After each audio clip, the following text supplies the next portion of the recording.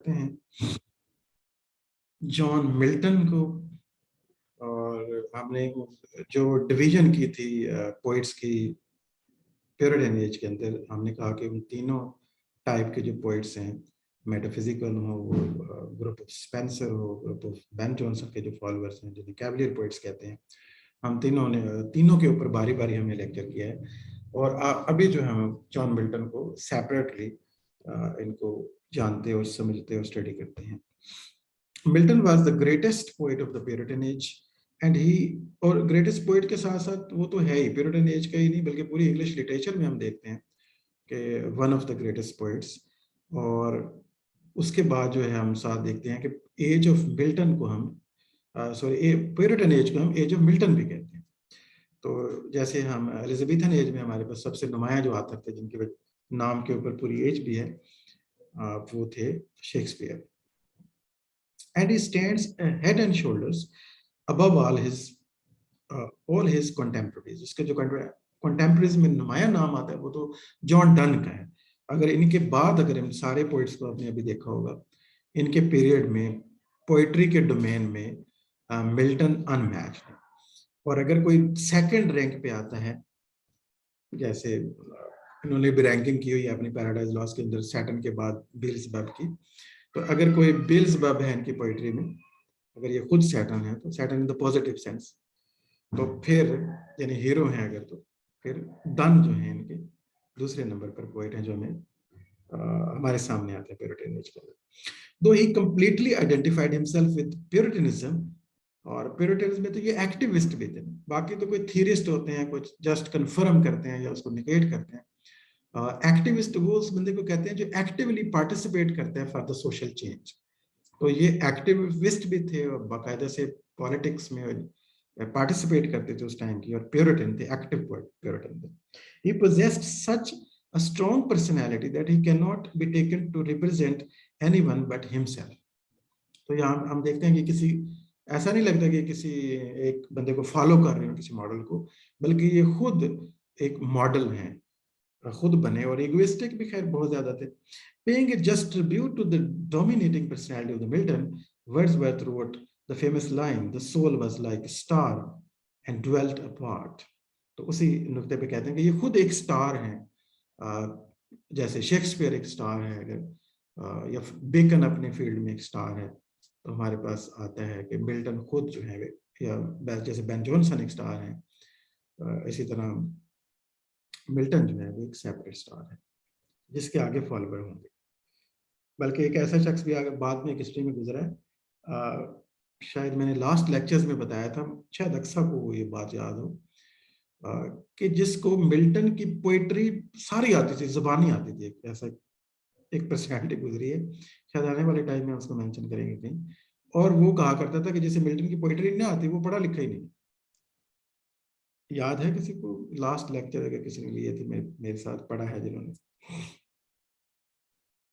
एक ऐसी पर्सनैलिटी जिसे ज़बानी मिल्टन आता था सारा, मेरे ख्याल में नहीं याद है उनको, वरना वो जरूर पार्टिसिपेट करती। ओके, मैं ही बता देता हूँ फिर। ये आप लॉर्ड मैकॉले का नाम आपने सुना होगा, लॉर्ड मैकॉले, जिन्होंने तालीमी निज़ाम बनाया, उसका नाम आपने ना सुना हो कैसे हो सकता है? तालीमी निज़ाम से ही आप पढ़े हैं और इसी एजुकेशन सिस्टम का पार्ट भी बनने जा रहे हैं, या अभी हैं भी और आगे और अच्छे से बनेंगे। तो इस एजुकेशन सिस्टम की बुनियादें रखी हैं जिस शख्स ने, लॉर्ड मैकॉले, उसको ये ज़बानी आता था जो है सारा work Milton. Though Milton praised Spenser, Shakespeare and Ben Jonson as poets, ठीक है, he was different from them all, ठीक है। इन लोगों की वो तारीफ तो करता है कि स्पेंसर बड़े अच्छे पोइट हैं, शेक्सपियर और बेन जॉनसन भी, लेकिन वो स्ट्रिक्टली इनमें से किसी को भी फॉलो नहीं करता, और बल्कि उन सब से अलग है। We do not find the exuberance of Spencer in his poetry. Unlike Shakespeare, Milton is superbly egoistic. अगर वो शेक्सपियर की तरफ ले जाएं तो, और स्पेंसर वाली एक्सुबरेंस हमें नहीं मिलती। शेक्सपियर का कि अगर कुछ चीजें मिलती हैं तो शेक्सपियर में इगोइज्म नहीं था, ये जबकि सेल्फ ही इसकी हर जगह आपको नजर आती है। अपनी ईगो की प्रेज करता नजर आता है. In his verse which is harmonious and musical we find no trace of the harshness of the Ben Jonson. Ben Jonson में हमें एक ब्लंटनेस, एक हार्शनेस मिलती है. रूल्स रेगुलेशन को तो वो फॉलो करते ही हैं, लेकिन उनकी जो पोइट्री है वो बहुत हार्श है, वो बहुत ब्लंट है, ठीक है, वो बहुत रफ है. जबकि इनकी पोइट्री में हमें म्यूजिकलिटी मिलती है और हार्शनेस बेन जॉनसन वाली नहीं मिलती. In all his poetry Milton sings about himself and his own lofty soul. और ये अगर किसी को प्रेज करते हैं तो वो सेल्फ है, वो अपनी अपनी बात करते हैं, अपनी जात की बात करते हैं हर हर लेवल पे. इवन जब उन्होंने सैटर्न को पोर्ट्रे किया वहां भी वो खुद थे, ठीक है. तो इसलिए लोग कहते हैं कि सैटर्न की को इस हद तक वो ले गए कि वो हमें खुद नजर आने लग जाते हैं. तो वो आना था उन्होंने, क्योंकि उनका ये ट्रेट है, ट्रेड मार्क उनका ये है, वो है इगोइज्म, सेल्फ प्रेज. वो खुद को हमेशा सेंटर में रखते हैं. Being a deeply religious man and also endowed with artistic merit of the high degree का artistic merit होने के साथ वो very learned person. उन्हें हैब्रियो पे एक्सेस थी, उन्हें लैटिन की समझ थी, नॉलेज था, उन्हें ग्रीक का सारा इल्म था, उन्हें क्लासिकल का सारा इल्म होने के साथ साथ उन्हें रिलीजन का सारा नॉलेज था. और इन सारी चीज़ों को और प्रेजेंट टाइम को अंडरस्टैंड कर सकते हैं. और पॉलिटिकली एक्टिविस्ट हों तो फिर सारी चीज़ों को जब वो कंबाइन करते हैं तो एक हाई डिग्री और हाई लेवल की पोइट्री क्रिएट करी. He combined in himself the spirit of the Renaissance and the Reformation. और यहाँ भी हम देखते हैं कि यानी उनमें कम्बिनेशन मिलता है सब चीज़ों का. और उन्हें उनके जो हैंडलिंग ऑफ द थीम, उनका सब्जेक्ट मैटर बेशक वो प्योरिटन है और हाई सीरियसनेस पाई जाती है उनके. और लेकिन उनकी जो हैंडलिंग ऑफ द सब्जेक्ट है, वो जो स्पिरिट है उनके अंदर, रेनेसांस स्पिरिट हमें यहाँ पे नजर आती है उनके वर्क के अंदर. वो जो लव ऑफ ब्यूटी उन्हें नजर आती है, लव ऑफ नॉलेज जो हमें मिलता है, वो भी बड़ा डीप लेवल पे हमें मिलता है. तो रेफॉर्मेशन की स्पिरिट भी हमें मिलती है क्योंकि वो चेंज करना चाहते हैं. लव ऑफ लिबर्टी भी हमें मिलता है क्योंकि वो मोनार्किक के सिस्टम को खत्म कर देना चाहते हैं. और इंडिविजुअलिस्टिक ट्रेट तो हमें मिलते हैं, खुद इतने इगोइस्टिक हैं, तो इंडिविजुअल लेवल पे पॉलिटिकल राइट्स को भी लेके आना चाहते हैं. Eternal fame and poetry. Milton was a great scholar of the classical as well as the Hebrew literature, जैसे हमने बात की. He was also the child of the Renaissance and the great humanist. Humanist in the sense जब वो subject matter को handle करते हैं तो वो सारे ट्रेट हमें मिलते हैं जो एक Renaissance, एक humanist mind के होते हैं. As an artist, he may be called the last Elizabethan. भी आप इसे कह सकते हैं. एलिजाबेथन अब टाइम नहीं रहा, लेकिन ये एक ऐसी पर्सनैलिटी है कि आप हमें इनको रखना पड़ता है शेक्सपियर, बेन जॉनसन और मार्लो जैसे लोगों के साथ. From his young days, he began to look upon poetry as a serious business of life, and he made up his mind to dedicate himself to it. And in course of time, write a poem which the word would not let die. तो इन्होंने शुरू से इनका mission था और poetry इनके लिए बहुत ही सीरियस मैटर था. फिर रिलीजियस माइंड थे, या सीरियसनेस प्राइमरी थिंग होती है, आपको पता है. और इनका हमेशा से ये आइडिया था कि पोइट्री को ये अपना सोर्स ऑफ एटर्निटी बनाएंगे, कि ये पोइट्री से कुछ ऐसा काम जरूर करेंगे. पैराडाइज लॉस्ट लिखने से पहले भी उन्होंने बड़ा सोचा कि मैं आर्थर के ऊपर पोइम लिखूं या किस किस सब्जेक्ट पे लिखूं कि मुझे एटर्नल एक फेम मिले, उसमें सारा नॉलेज डाल दूं, ठीक है, सारी स्किल यूज कर दूं. और फाइनली ने सोचा कि एक ऐसा सब्जेक्ट मैटर जो है वो गॉड, हेवन एंड हेल, और ये वाला जो टॉपिक है ये ज्यादा बेहतर है.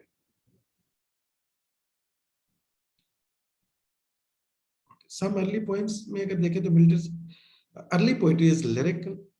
The important points of the early periods are the hymn on the Nativity, L'Allegro, Penseroso, Lycidas, Comus. तो ये कुछ अर्ली पोएट्री है. और जब इनकी जहाँ तक इनकी डिटेल की बात है तो वो यकीनन आप आहिस्ता आहिस्ता उनके बारे में जानेंगे. तो यहाँ पे डबल क्यों आ रहा है? ला Allegro, La Allegro and Penseroso, the hymn written when Milton was only 21, shows that his lyrical genius was already high developed.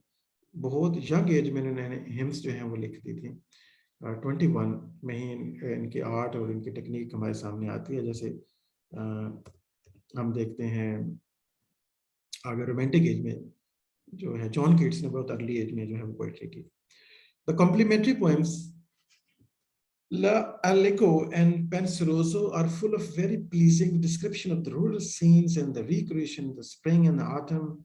And Allegro represents the poet in a gay and the merry mood, and it paints an idealized picture of the rustic life from dawn to dusk. And Penseroso is written in a serious and meditative strain. In it, the poet praises the passive joy of the contemplative life. The poet extols the pensive thought of a recluse who spends his days contemplating the calmer beauties of the nature.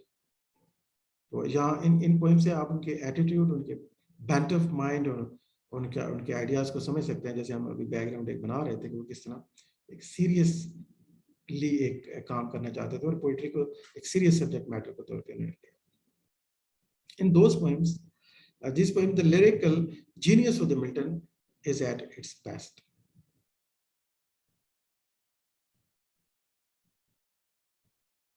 Lycidas के बारे में देखते हैं थोड़ा सा, important work है इनका। Lycidas is a pastoral elegy and it is the greatest of its type in English literature. ये बड़ी elegies में समझी जाती है, जैसे टॉमस ग्रे की है, आगे हम कंट्री ने चर्च यार्ड जो है वो वर्ल्ड फेमस है। इसी तरह बायरन की जो है वो एलिजी बड़ी फेमस है। लिसिडास भी इस तरह टॉप की जो एलिजीज हैं उनमें शुमार की जाती है इंग्लिश लिटरेचर में। It was written in to mourn the death of Milton's friend Edward King, but it is also contain serious criticism of the contemporary religion and politics. जैसे हमने कहा कि वो अपने टाइम के जो है वो क्रिटिकल नज़र से देखते थे अपने टाइम को, तो उन्होंने यहाँ पे भी लिसिडस में भी ना सिर्फ जो है वो अपने जज्बात का इजहार किया अपने दोस्त एडवर्ड किंग की डेथ के ऊपर, बल्कि साथ साथ उस पोएम को एक सोर्स भी बनाया ताकि माशरे में जो प्रॉब्लम्स हैं और रिलीजियस और पॉलिटिकल स्टेज के ऊपर जो कुछ हो रहा है उसको क्रिटिसाइज भी किया। Comus marks the development of the Milton's mind from the merely pastoral and idyllic to the more serious and the purpose tendency, जो नई poem है Comus जो, the puritanic element antagonistic to the prevailing looseness in religion, the politics becomes the more prominent, but in spite of its serious and the didactic strain, it retains the lyrical tone which is so characteristic of Milton's early poetry. Okay. Besides these poems, a few great sonnets such as When the Salt Was Intended to the City also belong to the Milton's early poetry. यानी बाकी Lycidas और commas और बाकी जो हमने पेंसरोजो वगैरह poem early poems देखी, उसके अलावा इन्होंने सोनेट्स भी लिखी, व्हेन खास तौर पे when the salt was intended to the city. Full of deeply felt emotions, these sonnets are among the noblest in the English language, and they bridge the gulf between the lyrical tone of the Milton's early poetry and the deeply moral and the didactic tone of his later poetry. तो early poetry में हमें सबसे dominate जो चीज़ मिलती है वो उनका lyricism है। हाल तो वहाँ भी वो क्रिटिकल तो हैं और डबल मीनिंग यूज करते हैं, रिलीजियस और पॉलिटिकल लूजनेस को क्रिटिसाइज करते हैं, लेकिन लेटर जो उनकी पोइट्री है उसमें ज्यादा डायडैक्टिक्स हमें नजर आते हैं, ज्यादा मॉरल मैसेजेस हमें नजर आते हैं। When the Civil War broke out in 1642, Milton threw himself heart and soul into the struggle against King Charles I. तो किंग चार्ल्स वन की इन्होंने काफी मुखालफत की है और अल्टीमेटली जो है सिविल वार में उनकी खुल के मुखालफत की। He devoted the best years of his life when his political powers were at their peak to this national movement. कि प्रैक्टिकली जो कि मैंने शुरू में जैसे बात की, वो एक्टिविस्ट थे और प्रैक्टिकली उन्हें पार्टिसिपेट किया मूवमेंट के अंदर, प्यूरिटनिज्म के जो मूवमेंट के उसमें सेंट्रल कैरेक्टर थे। और बाद में जैसे हमने कहा कि वो लैटिन सेक्रेटरी बनते हैं। Finding himself unfit to fight as a soldier, he became the Latin secretary to the Cromwell. Cromwell जो है वो लीड कर रहा था सारी स्ट्रगल को अगेंस्ट किंग चार्ल्स, एक जनरल था आर्मी का, और फिर अल्टीमेटली जो है वो इन्होंने, जो कि एज ए सोल्जर तो नहीं फाइट कर सकते थे, आई साइड भी आपको पता है जैसे हाफ ब्लाइंड हो गए थे बाद में। This work he continues to do till 1649 when Charles I was defeated and Commonwealth was proclaimed under Cromwell. और 69 के अंदर फाइनली इनके जो एक्टिविज्म है, इनका जो प्रैक्टिकल पॉलिटिक्स है, उसमें पार्टिसिपेशन है और स्ट्रगल अगेंस्ट मोनार्की, वो क्रोमवेल के साथ ये कामयाब होते हैं, क्रोमवेल कामयाब होता है समझे, ये भी साथ हैं उनके। तो अल्टीमेटली जो है वो एक मोनार्की को ओवरथ्रो करने कर देते हैं, लेकिन वो होता टेम्परेरी, 18 साल तक जो है वो, फिर उसके बाद मोनार्की रेस्टोर होती है। इसी वजह से रेस्टोरेशन पीरियड नेक्स्ट जो हमारा आएगा।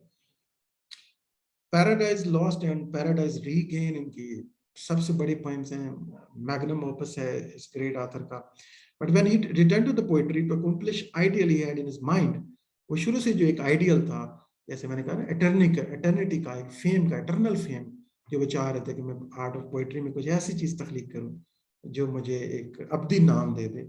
तो वो इस सारी तहरीकों के बाद जब वो वहां से फ्री होते हैं, तो Milton found himself completely blind, लेकिन अनलकीली वो उनकी आई साइड जो है वो डैमेज हो गई थी। Moreover, after the death of the Cromwell and the coming of the Charles II to the throne, Milton became friendless. His own wife and the daughter turned against him, but undaunted by all these misfortunes, Milton girded up his loins and wrote his greatest poetical work. इस सारी condition में जब Cromwell की death हो चुकी है, अब monarchy जो है इसके खिलाफ है, हालात काफी बुरे हैं, तो पैराडाइज लॉस्ट और पैराडाइज रीगेन एंड सैमसन एग्नेस्टिस, इन्होंने ग्रेटेस्ट वर्क्स जो है तख्लीक किए। आल तो डिक्टेट करवाए होंगे अगर वो नहीं लिख सकते थे। So to justify the ways of the God to man, ये हमने क्यों टाइटल रखा है इस स्लाइड का, कि सब्जेक्ट मैटर जो है वो क्या है। The subject matter of the Paradise Lost consist of the casting out of from heaven of the fallen angels and the planning of the revenge in hell, Satan's flight and man's temptation, fall from the grace and the promise of the redemption. ये जो कि poem आपने अपने वक्त में यकीनन पढ़ रखी है, सिर्फ ये लाइनें बोलने का पर्पस है कि आपको बहुत सी चीजें रिवाइंड हो जाए आपके ज़हन के अंदर, रिमाइंड हो जाए आपको, थोड़ा रिपीट हो जाए। Against this vast background, Milton's project his own philosophy of the purpose of human existence and attempts to justify the ways of God to man. ये सारा कुछ कैसे है, क्यों है, उन सवालों के जवाब और जस्टिफिकेशन है, जैसे आप जानते हैं सब्जेक्ट मैटर इसका ये है। On account of the richness and the profusion of his imagery, description of the strange lands and seas, and the use of the strange geographical names, Paradise Lost is called the last great Elizabethan poem. क्योंकि अपने ये temperament में, अपने theme की handling में और beauty के अंदर, और जो एक आर्टिस्ट का जो लेवल है उसके मुताबिक हम देखते हैं कि ये एलिजाबेथन एज से बिलोंग करते नजर आते हैं। ये वाली पोएम हमें ऐसा नहीं लगता कि ये इस एज की हो जैसे, but it's perfectly organised design, it's firm outline and Latinized diction make it easily a product of the neoclassical or the Augustan period in English literature. तो और अगर इसके हैंडलिंग को देखें, क्लासिकल हैंडलिंग को देखें, लैटिनाइज्ड डिक्शन को देखें, तो हमें ये भी साथ साथ हम इसको फिट करना चाहें तो न्यू क्लासिकल एज में भी ये पोइट फिट हो जाता है, और एलिजाबेथन के अंदर भी। तो इससे आप समझ सकते हैं कि कितनी डाइवर्स पर्सनैलिटी थी और इनका वर्क कितना कॉम्प्लेक्स है, कि कितनी आसानी से आप दोनों एज की तरफ इसको लेके जा सकते हैं। Figure of Saturn in Paradise Lost, the most prominent is the figure of the Saturn who possesses the qualities of the Milton himself. Egoistic थे जैसे हम खुद कहते हैं, हर कैरेक्टर में आपको खैर मिल्टन मिलेंगे, लेकिन सैटर्न में हमें फुल फ्लेज्ड मिलते हैं। वो पॉलिटिकल एलिगरी है जहाँ पे हमें वो वाली डेफिनेशन मिलती है, and who represents the indomitable heroism of the Puritans against Charles I। ठीक है, वहां ऐसे लग रहा है कि वो अपना पॉलिटिकल एजेंडा यहाँ पे उन्होंने फिट किया है, और चार्ल्स I के अंदर के अगेंस्ट जो है जो बातें हैं, ऐसे लगता है कि सैटर्न और गॉड की जो डिबेट है, ऐसे लग रहा है कि वो मिल्टन और किंग की डिबेट हो, जैसे कि जब प्यूरिटन्स की जो सिचुएशन थी मोनार्की के against. It is written in blank words of the Elizabethan dramatist, इसलिए हमने कहा कि एलिजाबेथन के क्लोज जाते हैं। जो ड्रामा में शेक्सपियर और मार्लो ब्लैंक वर्ड्स से वो ड्रामे तख्लीक कर रहे थे, वहां जो पोइट्री कर रहे थे उन्होंने ब्लैंक वर्ड्स में ये काम किया है यहाँ पे। But it is hardened and strengthened to suit the requirements of the epic poet. तो इन्होंने epic poetry जो blank verse में की। What though the field be lost, all is not lost. The unconquerable will and study of revenge, immortal hate, and courage never to submit I hate. तो ये जो बात करते हैं तो ऐसे लगता है कि ये बात जो है वो सैटर्न गॉड के अगेंस्ट नहीं कर रहा, बल्कि मिल्टन किसी किंग के अगेंस्ट कर रहा है। एक प्योरिटन की रिजिलियंस है किसी मोनार्की के अगेंस्ट है कि आल्दो जो कुछ भी खो गया है, मतलब इसका है कि सब कुछ फिर भी नहीं गया है, आल्दो मैंने सब गंवा दिया है, लेकिन एक चीज अभी भी कहता है, ऑल इज नॉट लॉस्ट। एक चीज नहीं गई, आल्दो मेरे फ्रेंडलेस हो गया हूँ या होपलेस हो गया हूँ या डिफीट हो रही है, द अनकॉन्करेबल विल। तो एक चीज है जो नहीं गई और कभी नहीं जाती, अगर आप हार ना माने तो वो नहीं जाती है, वो आपकी अनकॉन्करेबल विल है, वो आपका इरादा है, विल पावर जो है वो अभी भी वहीं पे है। ठीक है। Paradise regain which deals with the subject of temptation, ये उसका सेकंड पार्ट ये लेके आए।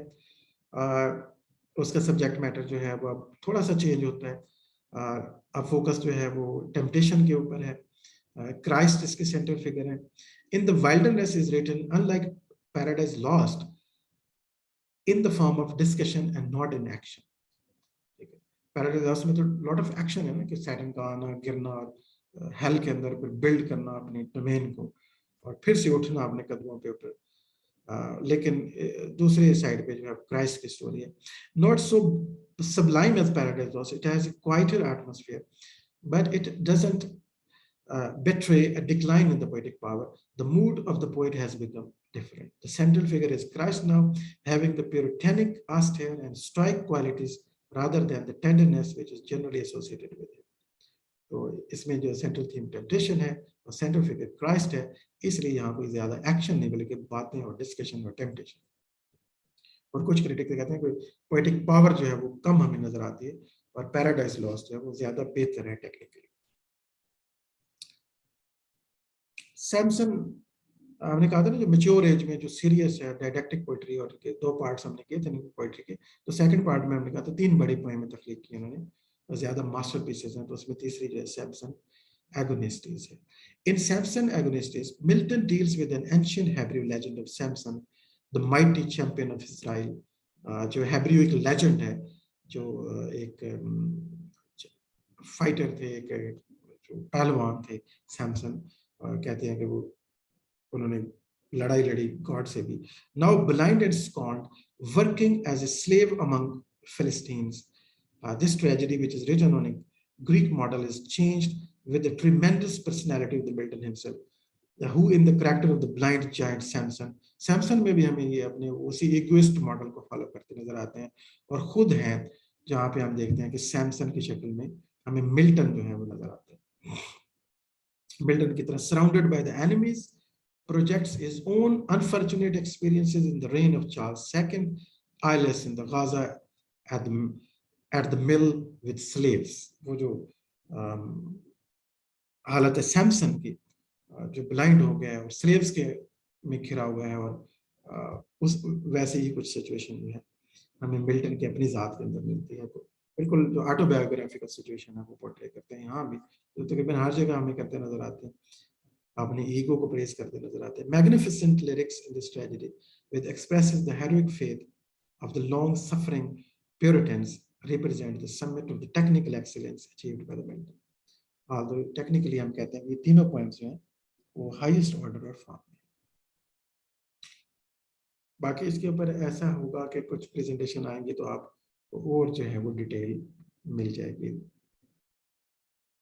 अभी देखते हैं कि हमने क्या पढ़ा है, एक लिटिल सा रिव्यू लेते हैं। अभी हमने जॉन मिल्टन के बारे में पढ़ा, 1608 में पैदा हुए, 1674 के अंदर इनकी डेथ होती है, और हमने इनका इंट्रोडक्शन देखा, ये किस टाइप के इंसान है, प्यूरिटनिज्म से बिलोंग करते थे, और फिर हमने इनको स्पेंसर, शेक्सपियर और बेन जॉनसन के साथ इनको कंपेयर करें तो कहाँ फाइंड करेंगे, किसके फॉलोअर हैं ये हमने समझा, इगोइस्टिक कैसे हैं, और अब इनमें रेनेसांस स्पिरिट है कि नहीं, रेफर्मेशन है, और किस एज में आसानी से इनको रखा जा सकता है, और इनका purpose of poetry, eternal fame क्या था, और इनको हम चाइल्ड ऑफ रेनेसां कह सकते हैं, ह्यूमनिस्ट कह सकते हैं, लास्ट एलिजाबेथन कैसे हम कहेंगे, ये हमने जानने की कोशिश की।